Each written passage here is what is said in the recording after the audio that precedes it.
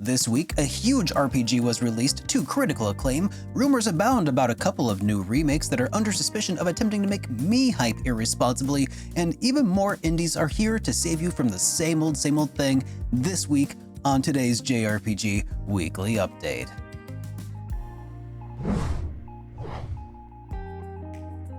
Good morning to you and welcome back to today's JRPG Weekly Update, your source for thoughtful and thought-provoking JRPG news and discussion, so let's jump right on in. Remember how last week I talked about that Discord overhaul where people can submit news? Well, it's already bearing some fruit because Ranger Ryu brought this one to my attention this week. Rumors of a potential Persona 4 remake have intensified following the discovery of the domain P4Re.jp.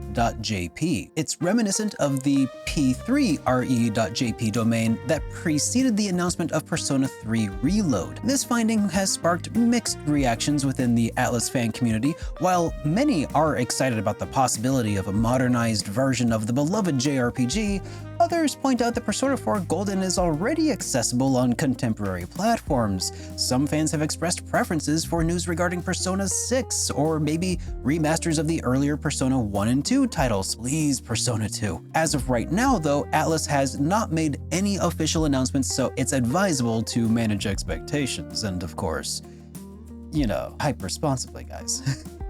Nevertheless, the discovery of the domain suggests that a return to Inaba may be on the horizon.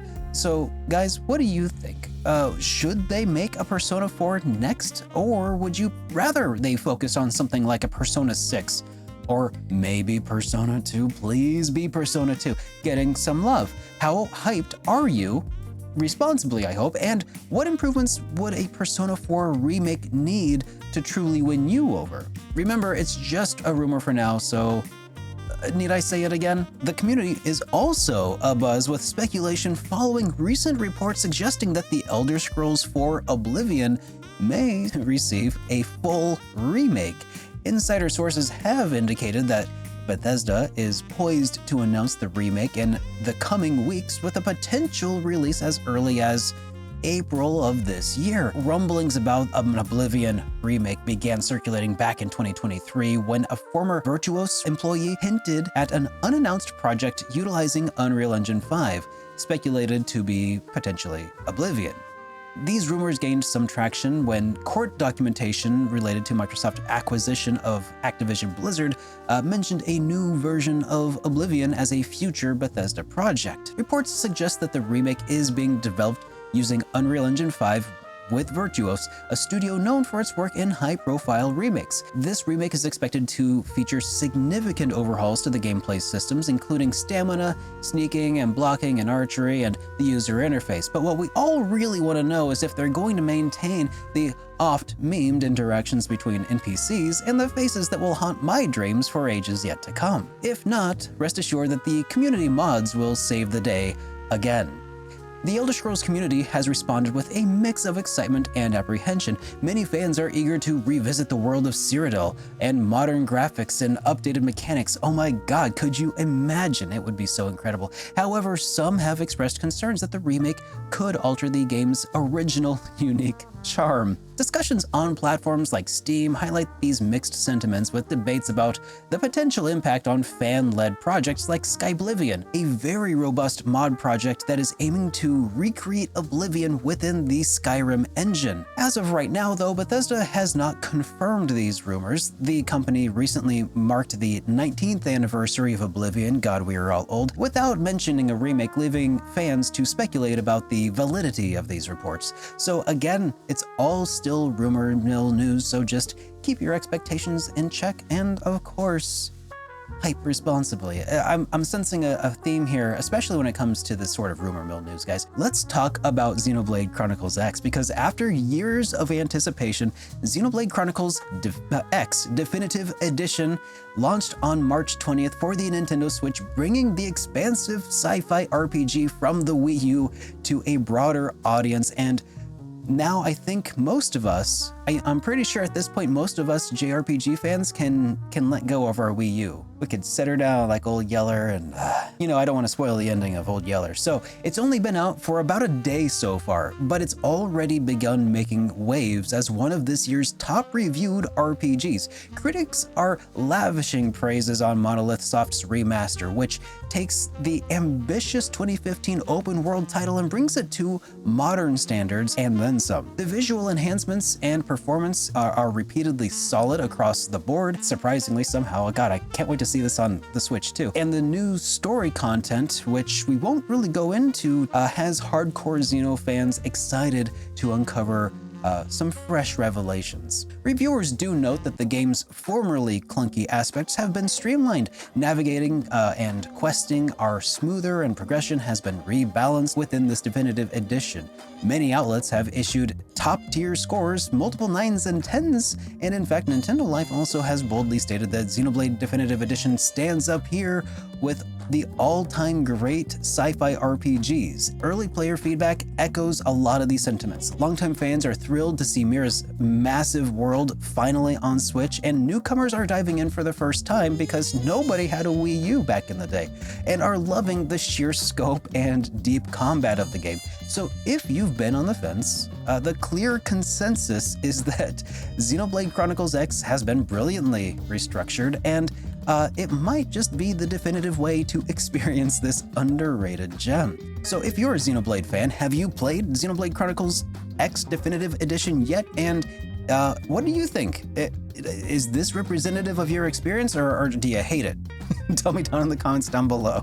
Moving along though, I wanted to address last week's video a bit. I'd like to issue a quick clarification regarding the news I was talking about with Armed Fantasia and Pennyblood, two eagerly awaited spiritual successors to JRPG Classic series. So, in last week's video, I stated that both titles had experienced delays based off of the Kickstarter update. Rekka, though, an active member of the community, reached out to further clarify some points for me. Upon further review, it's clear that I, among many others, unintentionally conflated Kickstarter's estimated delivery dates, which primarily refer to reward shipment timelines and stuff, with actual release dates that were projected. Specifically, when Kaneko-san of Armed Fantasia did publicly mention revising the target release date, this was never actually intended to represent a release window for Pennyblood, which is yet to announce any such date. So the two projects share a Kickstarter campaign, but they are separate in their funding and development teams and timelines. However, everything that I said about Pennyblood as a studio more or less holds. Studio Wild Rose still does remain involved in an ongoing lawsuit against Dongan Entertainment over alleged unpaid Kickstarter production funds, which further complicates their timeline. I do sincerely apologize if last week's video added to any confusion or contributed to any misunderstanding about the distinct circumstances and progress of these two different games. I'll be sure to continue to keep an eye on this evolving situation and provide further updates as they become available. Level 5's upcoming social sim RPG, Fantasy Life I, The Girl Who Steals Time, is set to launch worldwide on May 21st, 2025. Initially announced for the Nintendo Switch exclusive, the game will now be available on multiple platforms, including PlayStation 5, PS4, Xbox Series consoles, and PC via Steam. Digital pre-orders have commenced for the PlayStation and Xbox and Steam users, with Nintendo Switch pre-orders to follow at a later date. The standard edition is priced at $60, while the digital deluxe edition offers additional in-game content and costs $70. Pre-ordering any edition grants the new Adventurers Pack, which includes the Flutter Charm, an accessory that boosts experience gain, and selections of consumable items. Notably, purchasing the Digital Deluxe Edition on the PlayStation and Xbox or Steam provides an extra 72 hours early access starting on May 18, along with exclusive items such as the Snapdragon mount, Snapdragon-themed weapons, and the iconic outfit pack. I don't know what those are. The latest trailer does showcase the game's island setting and introduces new features, including cross-save and cross-progression support across all platforms, so players can enjoy the 2-player local co-op and 4-player online multiplayer at launch, facilitating seamless collaboration regardless of console choice. So, after a series of delays, the confirmations of a firm release date and expanded platform availability has positively impacted community sentiment. Fans are now eager to embark on the adventure and engage in town-building activities with friends in Fantasy Life I. I have never played Fantasy Life, so I really don't have any particular strong feelings about this. I know some people, though, really do. So if you are one of those people who's been eagerly anticipating this release, let me know down in the comments down below. Moving on to Indie Corner here. We got some Indie Corner news, and guys, I meant to talk about this last week, but I didn't, and that's my bad.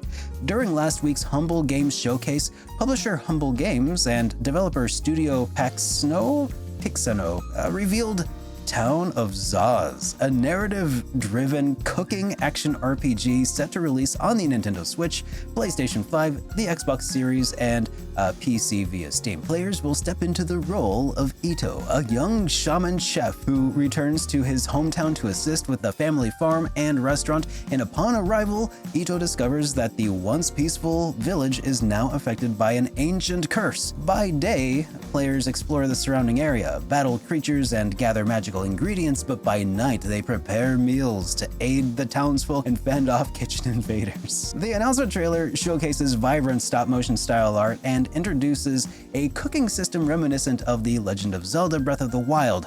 Notably, defeating monsters yields ingredients such as avocados that can be used in various recipes. Additionally, players must defend their culinary creations from pests during the cooking process.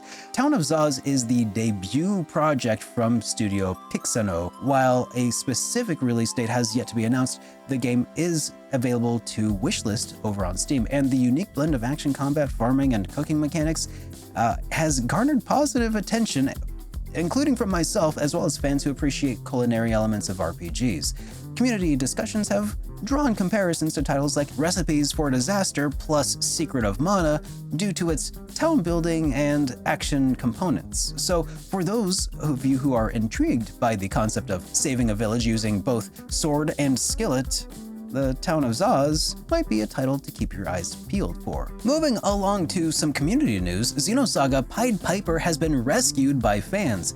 This one was also reported in the Discord server by ODog. A long-lost Xenosaga game has been brought back from obscurity thanks to some dedicated community members. Xenosaga Pied Piper, a 2004 Japan-exclusive Keitai mobile RPG and a canonical backstory for Ziggy in the Xenosaga series, was never playable outside of Japanese flip phones until now. Fans in the Keitai Denju preservation community managed to recover the game's data and get it running on modern devices via emulation.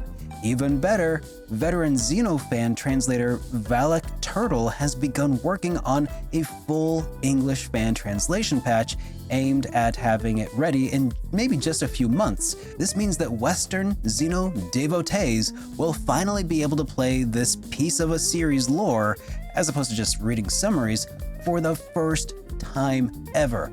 But that is not all, because another fan, Cyclone Fox, is developing an unofficial remake of Pied Piper with enhanced graphics and mechanics.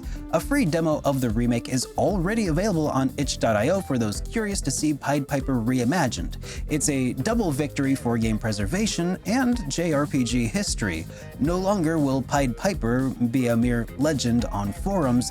The Xenosaga community is celebrating its chance to finally experience this missing episode, and the hopes that this spotlight might remind Bandai Namco that there's still a hungry audience for Xenosaga content. Hello HD Trilogy Remaster, please, maybe? But for now, fans are just excited to have a once inaccessible chapter of the Xeno lore finally able to be saved from digital oblivion and can soon be experienced in English. In other fan translation news, Arcana Strikes, a Japan-only Sega Saturn RPG from 1997, just received a full English patch as well. This obscure title, a card-battling first-person dungeon crawler RPG co-developed by Takara and Red Company of Sakura Wars fame, was never officially localized.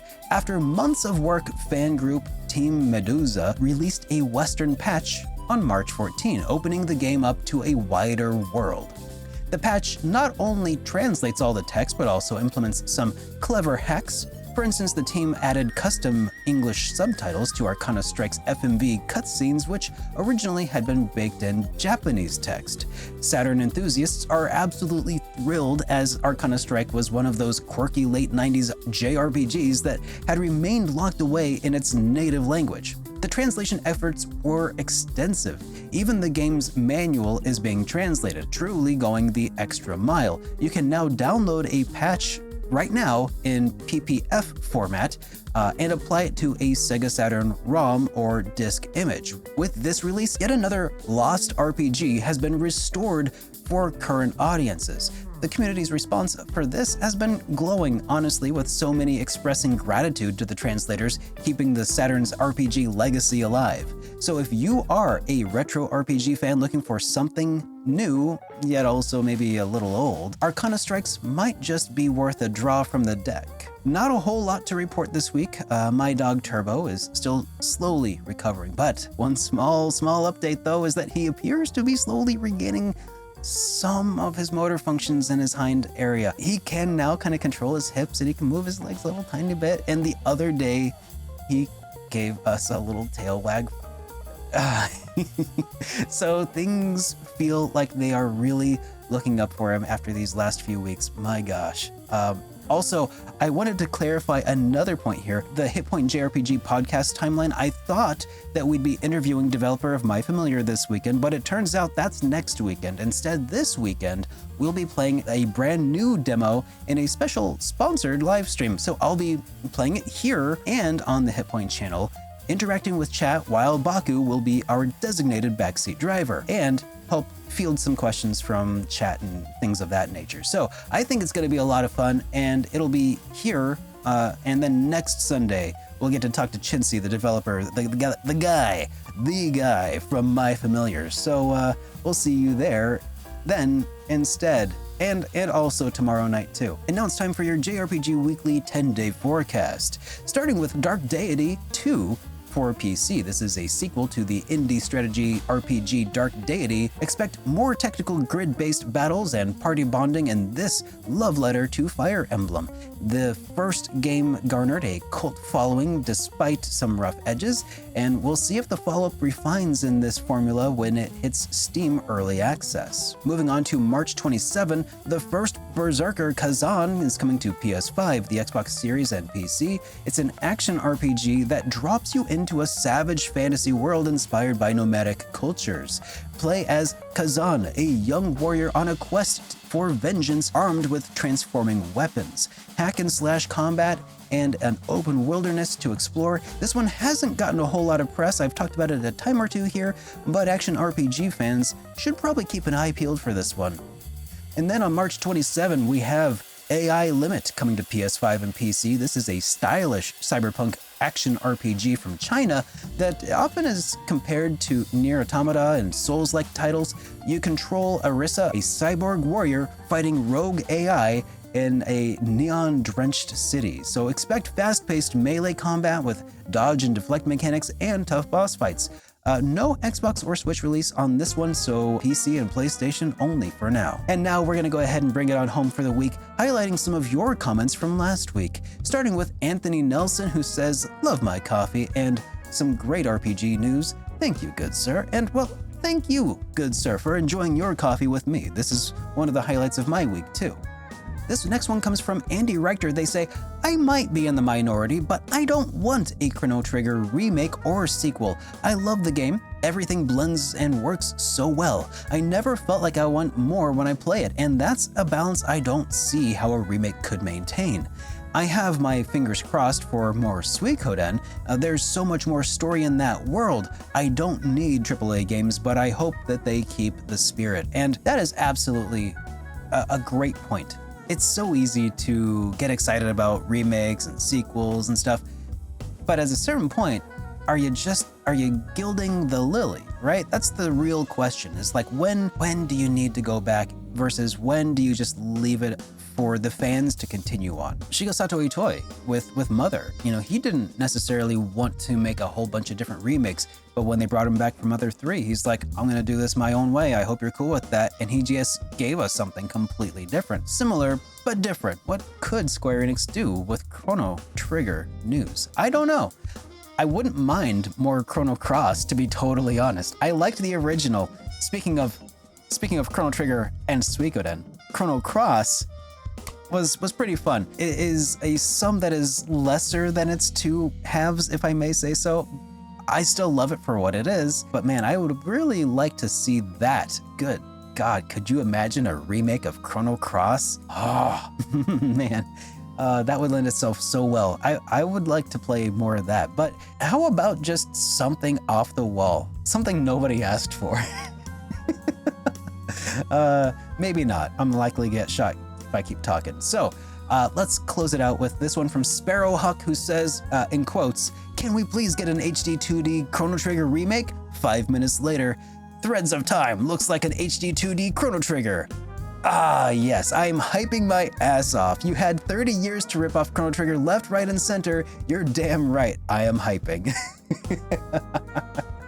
Well, when it comes to Threads of Time, it's very difficult to keep those expectations in check. Just make sure that you just accept it for whatever it is. Hopefully, it is everything you hoped for. Most likely, it's not going to be. But if you go in hoping for the best and you get something that's like, it's good, but you were expecting another Chrono Trigger, you're gonna have a bad time. Comparison is the thief of joy, okay? That is the soul of hype responsibly. When I say to hype responsibly, I'm saying do not put this up on such a high pedestal that there's nothing a developer could do to meet your expectations, because when you overhype a game, you make it impossible to enjoy. And I think that that's what's happened with so many games. No matter what it has been. Lately, there have been so many RPGs, incredible indie projects, incredible actual spiritual successors. And if you go onto the JRPG subreddit, every other comment in there is like, oh, I don't know about you guys, but I just couldn't really get into this game. It just wasn't very good. This happens every time that an indie darling comes out and everybody's really excited. They overhype themselves to the point where nothing that the indie dev could do would have made everybody happy. And that's on us, okay? That's on you and me. Not them. They can only make what they can make. They can only be as good as they are good. They are trying their hardest to make a game that you will enjoy. How about you try your hardest to keep an open mind? Does that make sense? I hope that makes sense. Anyways, I'm SuperDerek. This has been the JRPG Weekly Update, and I'll see you guys in the next one. Have a great day, everyone.